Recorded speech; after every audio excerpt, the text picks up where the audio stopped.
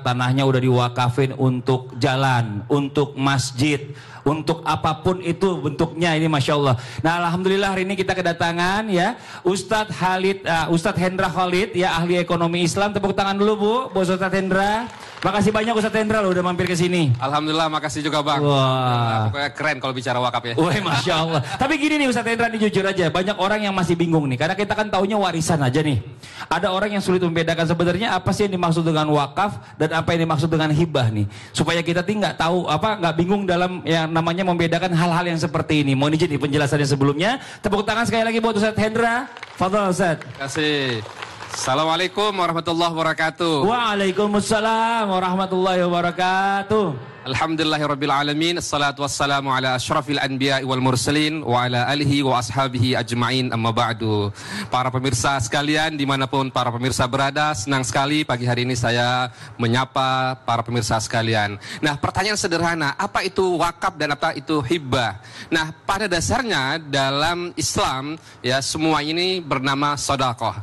Sedekah itu terbagi menjadi dua, ada namanya sedekahul wajib, sedekah wajib namanya zakat, tapi ada yang kedua namanya sedekah tatawu'i, sedekah sukarela. Apa itu? Ada wakaf, ada hibah, sedekah, infak dan berbagai macamnya. Kalau kita lakukan ini, maka insya Allah pahalanya berlipat ganda, masya Allah, luar biasa.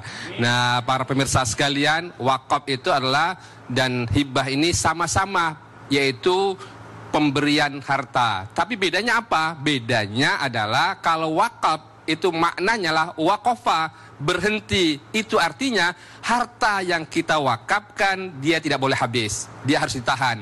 Sehingga suatu ketika Umar bin Khattab datang kepada Rasulullah, ya Rasulullah, saya punya tanah baik di Khaybar, bagaimana caranya Rasulullah? Kata Rasulullah kepada Umar bin Khattab, tahanlah pokoknya, wasabbil samratuhu, salurkan hasilnya. Itu artinya apa?